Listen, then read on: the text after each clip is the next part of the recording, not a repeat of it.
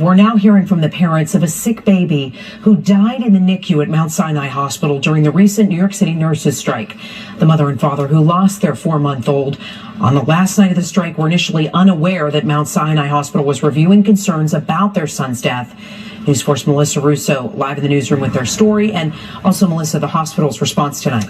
Natalie, Mount Sinai Hospital tells the I-Team that they have now reached out to the baby's parents to schedule a meeting and answer some of their questions. But as of last night, the parents of that baby told us they were unaware of any investigation and had no idea that any concerns had been raised about their son's care during the strike on the day he died.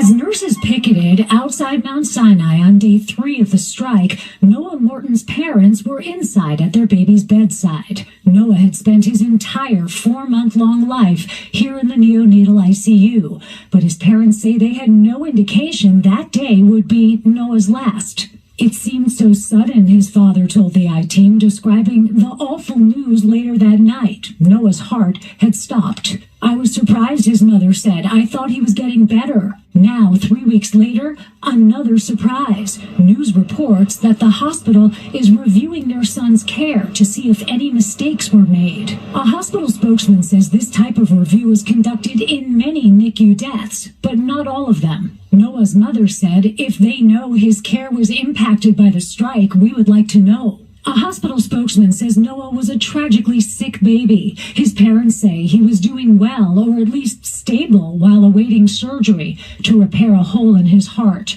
But one hospital insider familiar with Noah's care says there were other strike-related factors that they believe contributed to his death, like replacement nurses without NICU experience and failure to pick up subtle signs that Noah's condition was deteriorating.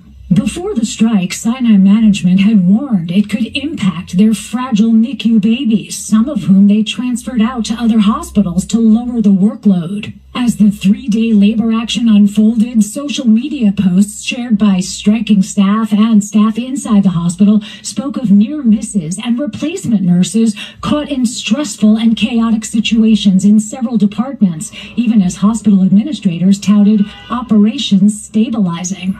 A 2010 report on patient outcomes during previous New York nurses' strikes found a 19% increase in hospital mortality. There's a little bit of research, and it suggests that when hospitals stay open, when the nurses are on strike, the replacement workers, whether they're agency nurses or management that's not used to being at the bedside that's stepping into that role, the quality of care goes down.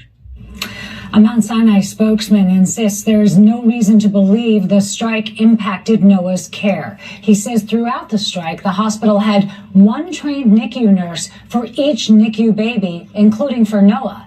The Morton family, meanwhile, tells us they're anxiously awaiting more information on their son's care, and they say they're struggling to afford to bury their son. So they've started a GoFundMe page to raise money for his funeral. Chuck?